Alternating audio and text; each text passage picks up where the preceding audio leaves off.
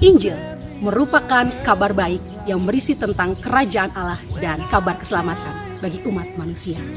Dan sudah seharusnya lah kabar itu disebarkan ke seluruh dunia. Gereja Kalimantan Evangelis atau yang lebih dikenal dengan GKI adalah hasil dari pekabaran Injil yang telah dilakukan oleh para misionaris terdahulu. Tahukah kamu, dulunya GKE adalah GDE, Gereja Dayak Evangelis.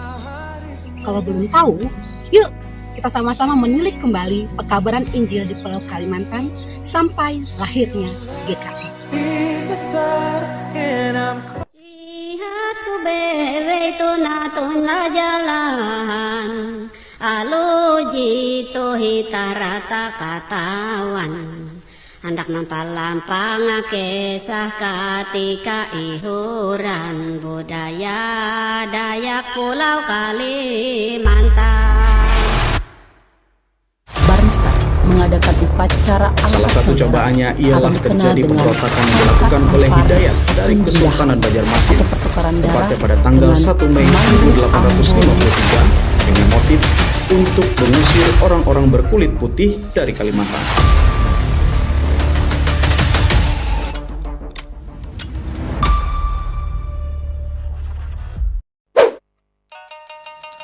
Berangkat dari kesadaran akan pentingnya untuk mengabarkan kabar baik, pada tanggal 4 Juni 1834, Rheinischen Mission Gesellschaft atau dikenal dengan RMG dalam sidang umumnya memutuskan Pulau Kalimantan sebagai daerah pekabaran Injil yang baru. Tepatnya pada tanggal 15 Juli 1834, Zending Barmen mengutus 2 orang penginjil dari Jerman, yaitu Henger dan Bernstein, untuk mengabarkan kabar baik di Pulau Kalimantan. Dengan begitu banyak rintangan yang mereka hadapi, singkat cerita, Bernstein tiba di Banjarmasin pada tanggal 26 Juni 1835, seorang diri karena Henger mengalami sakit yang mengharuskannya untuk kembali ke Jerman. Sekitar kurang lebih 6 bulan kemudian, menyusul 3 misionaris dari Jerman yang diutus untuk membantu Bernstein dalam membangun pos-pos PI di Pulau Kalimantan, di antaranya Becker, Hoopers, dan Krusman. Dalam perjalanan mereka dalam membangun pos-pos PI, Bernstein mengadakan upacara angkat saudara atau dikenal dengan Hangkat Hampahari Hatunding Daha atau pertukaran darah dengan Temanggung Ambo Nikodemus di Desa Gohong. Dengan terlaksananya upacara angkat saudara tersebut mengartikan bahwa kedatangan keempat misionaris adalah sebagai saudara, bukan musuh orang Dayak.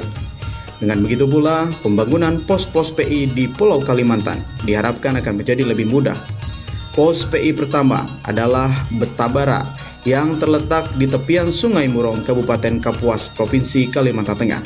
Disinilah tonggak sejarah GKE, di mana untuk pertama kalinya diadakan baptisan orang Dayak tepatnya pada tanggal 10 April 1893 oleh Hoopers.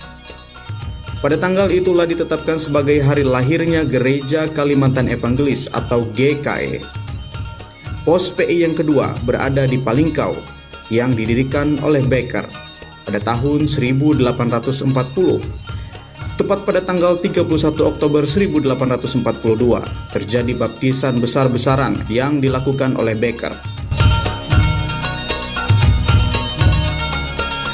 Syukur kepada Allah karena ada begitu banyak orang Dayak yang terpanggil dan mengikuti Kristus sebagai juru selamat manusia.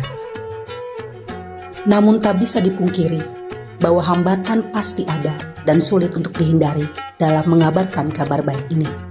Setelah peristiwa pertempuran antar suku saat itu, ada beberapa pihak yang kalah. Kekalahan mereka berakhir pada konsekuensi di mana mereka harus rela menjadi budak dari pihak yang menang. Hal ini jelas berdampak dalam proses PI karena banyak di antara budak tersebut adalah orang Dayak yang telah dibaptiskan atau sudah menjadi Kristen. Peristiwa bersejarah pun terjadi tepatnya pada tanggal 22 Mei sampai 24 Juli 1894 di Tumbang Anoy, penebusan budak oleh Zending. Peristiwa itu dikenal dengan Perjanjian Tumbang Anoy. Selain membangun beberapa pos PI dan juga menebus para budak, strategi misi yang dilakukan oleh para misionaris ialah dengan mendirikan sekolah dan juga rumah sakit. Terbukti, misi dalam layanan pendidikan dan juga kesehatan sangat berpengaruh besar dalam perkembangan PI di Pulau Kalimantan. Namun di tengah perjalanan dalam mengabarkan kabar baik sungguh benar tidak mudah. Salah satu cobaannya ialah terjadi pemberontakan yang dilakukan oleh Hidayat dari Kesultanan Banjarmasin, tepatnya pada tanggal 1 Mei 1853 dengan motif untuk mengusir orang-orang berkulit putih dari Kalimantan. Pemberontakan tersebut memakan banyak korban, termasuk keluarga dari para misionaris.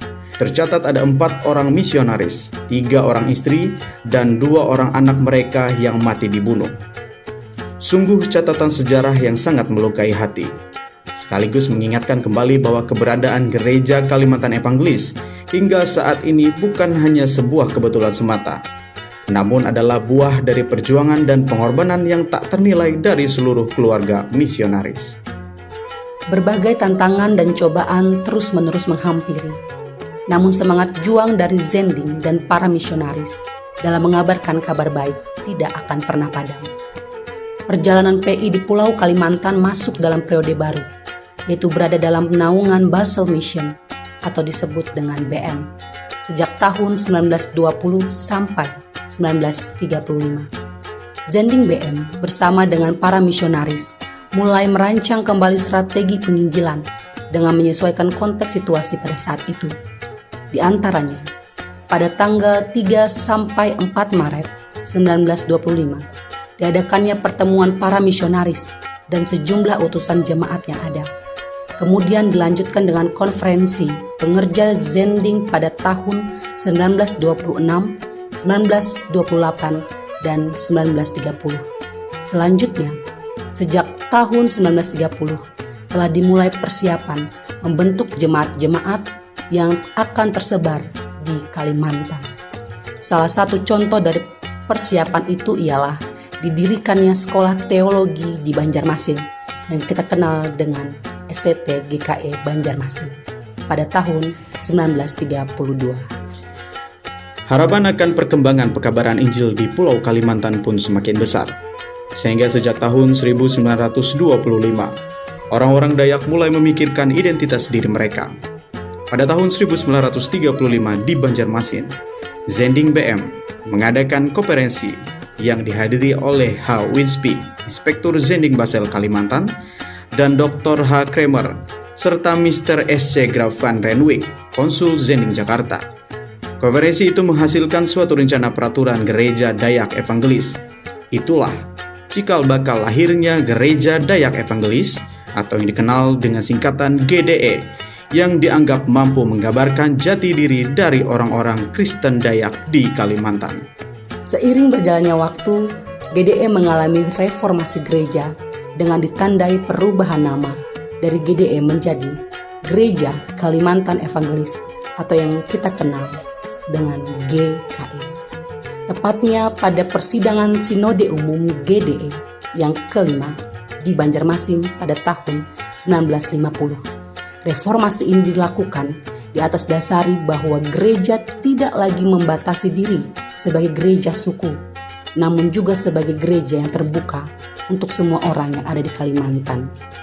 Reformasi ini jelas juga berpengaruh pada banyaknya perubahan dalam penata layanan gereja, di antaranya peraturan GKE yang baru, GKE dalam gerakan okumene, perkembangan mengenai jabatan gerejawi, sakramen, baptisan kudus dan perjamuan kudus, serta strategi pekabaran Injil bagi orang-orang Dayak.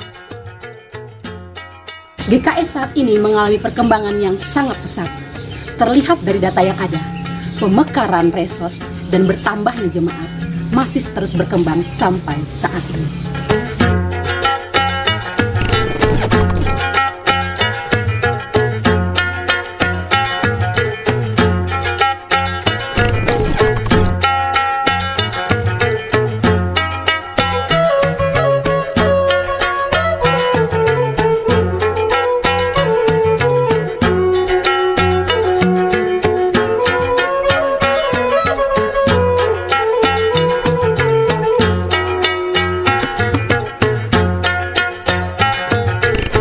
Demikianlah sejarah terbentuknya GKE.